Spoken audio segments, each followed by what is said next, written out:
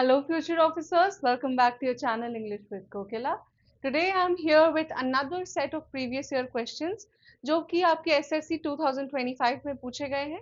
ये जो सेट है आपका 7 February शिफ्ट 3 का सेट है. So let's come to our first question.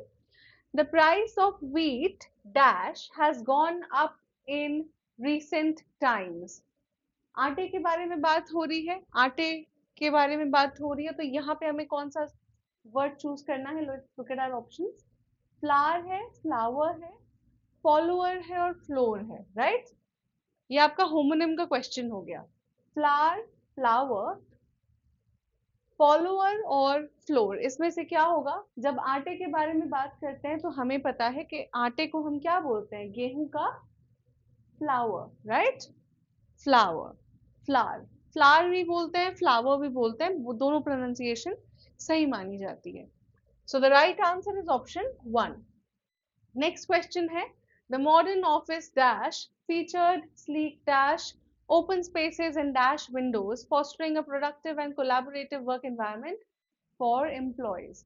आपको इसे सही ऑर्डर में सिलेक्ट करना है ना?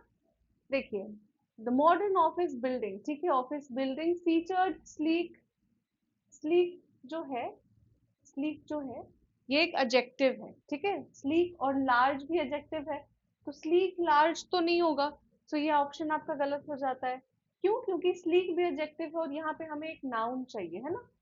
नाउन चाहिए, तो या तो बिल्डिंग होना चाहिए या तो डिजाइन होना चाहिए.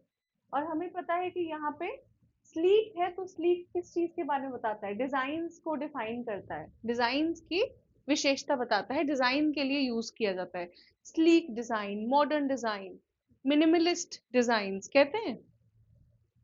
सो पहला ऑप्शन तो आपने क्रॉस कर दिया. व्हाई? बिकॉज स्लीक के साथ यहाँ पे लार्ज दिया है जो सही नहीं है.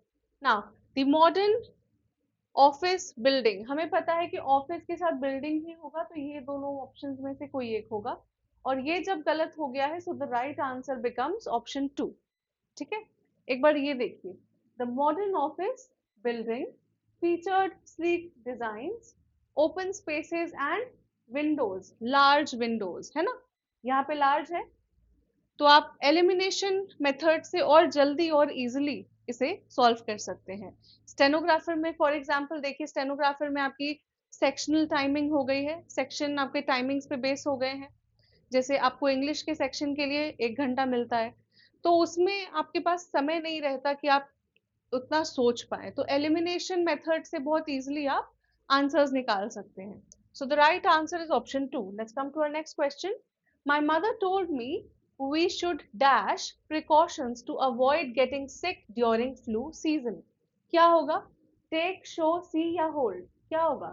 precautions लेते हैं हम, right? we take precautions. Right answer is option 1. My mother told me to take precautions to avoid getting sick during the flu season. Now, the company's dash donation helped me fund the construction of a new library in the village. यहाँ पे क्या करना है? Closest meaning choose करना है. यहाँ देखिए, closest meaning choose करना है, यानी सिनोनिम ढूंढना है. जेनरस, ऑप्शंस क्या हैं आपके? सेंसलेस, सेंसिबल, मीगर या लैविश. क्या होगा? जेनरस का मतलब होता है बिल्कुल लैविश तरीके से कोई चीज करना, लग्जूरियस तरीके से, दिल खोल कर करना. ठीक है, तो राइट ऑप्शन क्या हो जाता है? Option 4, lavish. सेंसलेस का मतलब हमें पता है, सेंसिबल का मतलब हमें पता है, जो समझदार है, सेंसिबल है, लॉजिकल है, रीजनल है, रीजनेबल है, सॉरी. मीगर, मीगर का मतलब क्या होता है? इसका मीनिंग आप मुझे कमेंट्स में बताएंगे. ठीक है, मीगर, मीगर का मीनिंग क्या है? Let's look at our next option, next question, sorry. The chef prepared a delicious meal for the guests. यहाँ पे क्या करना है आपको? एक ऐसी स्पेलिंग को चूज करना है जिसकी, एक ऐसे वर्ड को चूज करना है जिसकी स्पेलिंग गलत है. The chef prepared a delicious meal for the guests. The chef prepared. Guests की spelling ठीक है, meal is also right. Prepared भी ठीक है. सही आंसर है ऑप्शन 4, delicious. ये स्पेलिंग होती है delicious की. ठीक है, delicious. Now, she knows the city most So I am going to have a look around with her. Error spotting error का क्वेश्चन है ये. She knows the city most. Error है इस क्वेश्चन में या फिर नहीं है? What do you think? She knows the city most. वो सिटी को सबसे अच्छे तरीके से जानती है. So I am going to have a look around with her. तो मैं उसके साथ आसपास घूमूंगी. I am going to have a look around with her. क्या होगा? सही आंसर है ऑप्शन 1. यहाँ पे एरर है. क्यों? क्योंकि हमें पता है कि city, she knows the city well, अच्छे तरीके से जानती है, तो वेल होगा. और वेल की जो सुपरलेटिव डिग्री होती है वो होती है बेस्ट. ठीक है, तो यहाँ मोस्ट गलत तरीके से यूज किया गया है. She knows the city best, वो सबसे अच्छे तरीके से सिटी को जानती है. She knows the city best. तो राइट आंसर ऑप्शन 1 हो जाता है आपका. नाउ इनकरेक्टली स्पेल्ड वर्ड को आपको आइडेंटिफाई करना है.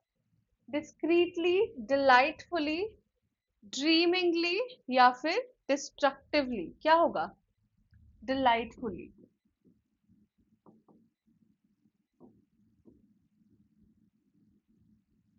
ठीक है, डिलाइटफुली ये सही स्पेलिंग है. यहाँ पे एक एल मिसिंग है. Now no sooner did we arrived at the airport than we got busy with the luggage we were carrying. क्या होगा यहाँ पे? यहाँ पे आपको क्या करना है? ये जो ब्रैकेट में फ्रेज दिया हुआ है इसको आपको रेक्टिफाई करना है, सही करना है. ठीक है, ऑप्शंस देखो. No sooner arrived we, no sooner had we arrived, no sooner did we arrive या फिर नो सूनर वी अराइव्ड. यहाँ देखिए, इसको आप करेक्ट कैसे करेंगे? No sooner did we arrived, हमें पता है कि जब हम डिड लगाते हैं जो आपका हेल्पिंग वर्ब है, तो इसके बाद जो वर्ब आएगी वो बेस फॉर्म में यूज होती है. ठीक है, क्योंकि हमने ऑलरेडी डिड लगा दिया है तो बेस फॉर्म में यूज होती है. तो no sooner did we arrive होना चाहिए. राइट आंसर ऑप्शन 3 हो जाता है. No sooner did we arrive at the airport. ठीक है. Now next question. The company experienced a significant drop in sales. Consequently, it had to lay off several employees. बोला जा रहा है कि कंपनी ने एक बहुत ही सिग्निफिकेंट ड्रॉप देखा, काफी अच्छा ड्रॉप दिखा सेल्स में, सेल्स नीचे गई और उसके रिजल्ट के तौर पे उनको काफी एम्प्लॉयज को ले ऑफ करना पड़ा, यानी नौकरी से निकालना पड़ा. तो कॉन्सिक्वेंटली का मतलब क्या हो रहा है? इन कॉन्सिक्वेंस है ना, एज अ रिजल्ट है ना, इसके रिजल्ट में उनको निकाल दिया गया. तो ऑप्शंस देखिए एक बार. नेचुरली, अकॉर्डिंगली, जेन्युइनली या फिर सुपरफिशियली. नेचुरली तो नहीं होगा, यहाँ पे क्या करना है आपको? सब्स्टिट्यूट करना है ना, तो नेचुरली तो नहीं होगा. जेन्युइनली मतलब क्या होता है? ट्रूली, है ना, ट्रूली. जेन्युइनली मीन्स ट्रूली, तो ये भी नहीं होगा. सुपरफिशियल का मतलब क्या होता है?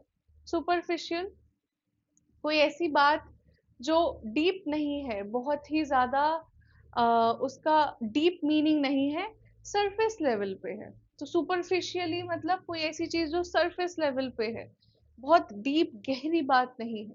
ठीक है, तो ये भी नहीं होगा. राइट आंसर क्या है? अकॉर्डिंगली, इसके अनुसार, अकॉर्डिंगली. क्यों? क्योंकि यहाँ पे बात हो रही है कि as a consequence, as a result, है ना, तो उसको हम कह सकते हैं इसके अकॉर्डिंग, अकॉर्डिंगली. ये आपका राइट आंसर हो जाता है option number 2. I cannot find the book everywhere in the house. It seems to have disappeared. यहाँ पे एरर डिटेक्ट करना है. क्या होगा? In the house, it seems to have disappeared. I cannot find या फिर the book everywhere. एरर कहाँ है? I cannot find the book everywhere. मुझे वो किताब कहीं नहीं मिल रही. Everywhere होगा या फिर anywhere होगा? I cannot find the book anywhere. Right? So right answer हो जाता है option 4 because यहाँ पे error है.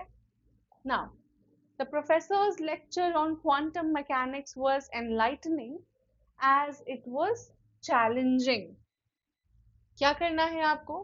Substitute करना है सिमिलर मीनिंग से. ठीक है, एनलाइटनिंग का मतलब क्या होता है?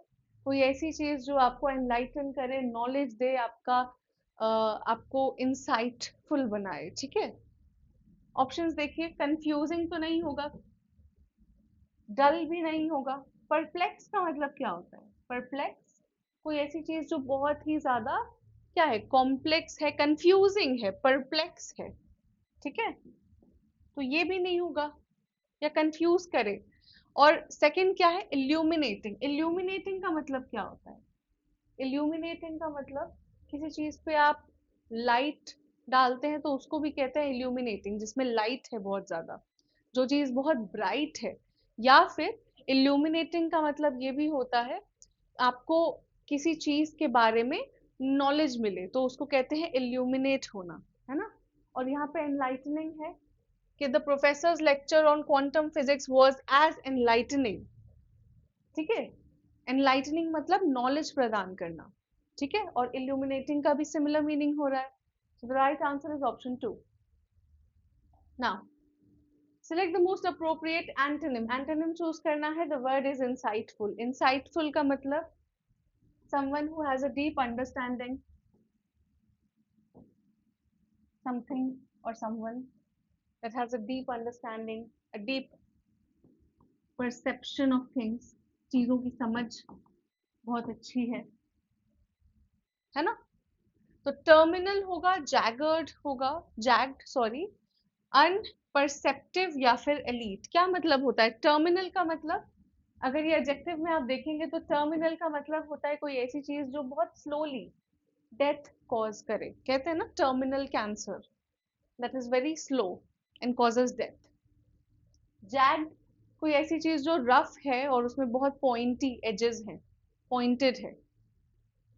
एलीट जो आपके हायर क्लास जिसको माना जाता है कि एलीट है, पैसे ज्यादा है या फिर रिसोर्सेज ज्यादा है, जिनको आप हायर क्लास मानते हो उसको कहते हैं एलीट, ठीक है। और अनपरसेप्टिव मतलब जिसका परसेप्शन नहीं है, चीजों का अंडरस्टैंडिंग नहीं है, चीजों को वो ऑब्जर्व नहीं कर रहा। तो इंसाइटफुल का एंटोनिम हो गया अनपरसेप्टिव, ठीक है। Next, let the cat out of the bag. इस इडियम का मतलब चूज करना है। Let the cat out of the bag बहुत बार डिस्कस किया है हमने। Let the cat out of the bag का मतलब होता है किसी सीक्रेट को रिवील कर देना। Right answer option 3, to reveal a secret. Synonym choose करना है। The word is metamorphosis. Metamorphosis. अच्छा, ये जो मॉर्फ है, मॉर्फ यहाँ पे जो है इसका मतलब होता है किसी चीज को मॉर्फ करना, चेंज करना, ठीक है। तो हमें समझ में आया कि मेटामॉर्फोसिस का मतलब सिमिलर मीनिंग है चेंज से। ऑप्शन देखिए, कंसिस्टेंसी, स्टैग्नेशन, स्टेबिलिटी या फिर चेंज। कंसिस्टेंसी, लगातार आप किसी चीज पे मेहनत करते हैं या लगातार किसी चीज को करते हैं वो कंसिस्टेंट होती है, राइट। कंसिस्टेंसी हम इसे कहते हैं। ये आंसर तो नहीं है। स्टैग्नेशन मतलब स्टैग्नेंट हो गई है कोई चीज, स्थिर हो गई है, जगह से हिल नहीं रही, मूव नहीं कर रही, ठीक है। स्टेबिलिटी स्टेबल है ना। ये भी रॉन्ग हो गया। Metamorphosis, right answer is change, option 4। Morph का मतलब ही होता है बदलाव, चेंज, तो मेटामॉर्फोसिस चेंज से रिलेटेड है। राइट आंसर आपका ऑप्शन 4 हो जाता है। Next is, if I dash you I would take that job offer. अगर मैं तुम्हारे जगह पे होती या मैं अगर तुम होती तो मैं ये जॉब ऑफर ले लेती। ऑप्शंस देखिए, वर, हैड बीन, एम या वाज। हमें पता है कि ये एक क्या है, हाइपोथेटिकल सिचुएशन है, इमेजिनरी सिचुएशन है, हाइपोथेटिकल है। और हाइपोथेटिकल सिचुएशंस में अगर इफ यूज हो रहा है तो इफ आई वर होना चाहिए। हम यहाँ पे हमेशा वर यूज करते हैं। If I were you I would take that job offer. Now आपका कॉम्प्रिहेंशन है ये। इरोजन यहाँ से आपका शुरू हो रहा है। Erosion of America's farmland by wind and water dash a problem. Okay, erosion of America's farmland by wind and water dash a problem since settlers first put the prairies and grasslands dash the plow in the 19th century. By the 1930s, more than 282 million acres of farmland were dashed by erosion. After 40 years of conservation efforts, soil erosion has dashed due to new demands placed dash the land by heavy crop production. Okay. Okay. Erosion of America's farmland by wind and water, ये बोला जा रहा है कि ये जब से settlers आए हैं तब से ये एक प्रॉब्लम है ना। तो यहाँ पे क्या होगा, ऑप्शंस देखिए, have been, had been, was been या फिर हैज बिन, बताइए। हैज बिन होगा, right, it has been. Erosion of America's farmland by wind and water, erosion है, इरोजन के बारे में बात कर रहे हैं, सब्जेक्ट हमारा ये है, तो हैज लगाएंगे, हैज बिन लगाएंगे, ठीक है। हैव बिन अगर प्लूरल होता तो यूज होता, right. Now, has been a problem since settlers first put the prairies and grasslands dash the plow in the 19th century. Besides the plow, on top of the plow, on top the plow, above the plow या फिर under the plow, क्या होगा? Since settlers first put the prairies and grasslands, besides तो नहीं होगा, on top भी नहीं होगा, above भी नहीं होगा, right answer क्या हो जाता है? under, under the plow. plow क्या है? जिससे आप खेत जोतते हैं, उसको हम कहते हैं plow. It's a tool, ठीक है। By the 1930s, more than 282 million acres of farmland were dashed by erosion. क्या होगा? इम्प्रूव्ड, डैमेज, डेवलप या फिर प्योरिफाइड। किसी चीज को प्योर करने का तो बात ही नहीं हो रहा, डेवलप कैसे होगा जब इरोजन के बारे में बात कर रहे हैं। इम्प्रूव भी नहीं, right answer is damage, right. देखिए, more than 282 million acres of farmland were damaged by erosion. After 40 years of conservation efforts, soil erosion dash due to new demands placed. Soil erosion क्या हुआ है? बढ़ा है, right. तो delayed तो नहीं होगा, डिस्करेज्ड भी नहीं होगा, हिंडर्ड भी नहीं होगा। हिंडर का मतलब क्या होता है? उसमें कोई बाधा आती है, हिंड्रेंस आता है। राइट आंसर क्या है? एक्सेलरेटेड। और आप इस तरीके से भी पता लगा सकते हैं, ये सारे नेगेटिव हैं। डिले हो जाना, नॉट एग्जैक्टली नेगेटिव, डिले हो गया या फिर डिस्करेज हो गया या फिर हिंडर हो गया, सिमिलर मीनिंग है कि रुक गया या फिर उस चीज में देरी हुई। एक्सेलरेटेड ये यहाँ पे ऑड वन आउट है, राइट। तो एलिमिनेशन मेथड से भी आप पता लगा सकते हैं कि एक्सेलरेट हुआ, बढ़ा, ठीक है। तो क्या बोला जा रहा है? After 40 years of conservation effort, soil erosion has accelerated, और ज्यादा बढ़ गया सॉइल इरोजन, और ज्यादा वर्सन हो गया ये प्रॉब्लम, ठीक है। Due to new demand placed dash the land. Due to new demands placed dash the land by heavy crop production. On, by, off या in, क्या होगा? Heavy demands placed on the land, right? Land पर जो demand था, by तो नहीं होगा, placed by the land या फिर placed off the land, placed in the land. Right answer क्या है? On, ठीक है। Okay. सो विद दिस हमने 20 क्वेश्चंस सॉल्व कर लिए हैं, जो कि आपके शिफ्ट 3 में आए थे 7th ऑफ फेब को। कमेंट्स में बताइएगा कि आपके कितने आंसर्स सही हुए। एंड अगर इस वीडियो से आपको थोड़ी भी हेल्प मिली तो you can like, share and subscribe, and I will see you in the next video. Till then, all the very best for your exams.